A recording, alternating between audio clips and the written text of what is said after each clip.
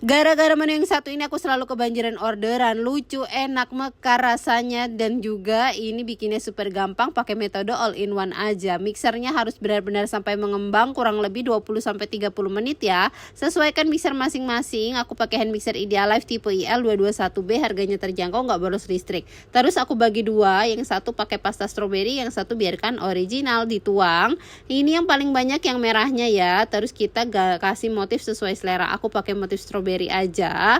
Kalau kalian mau polosan juga boleh banget ya moms ya. Terus biar dia terbelah cakep ngikutin alurnya, jangan lupa tusuknya kita kasih air jeruk nipis. Habis itu kita belah ya sesuai alurnya aja kayak begini nih ya mom. Panaskan kukusan, kurang lebih itu kita kukus 20 menit pakai api besar. Aku pakai steamering Idealife, gampang pemakaiannya, gampang pembersihannya.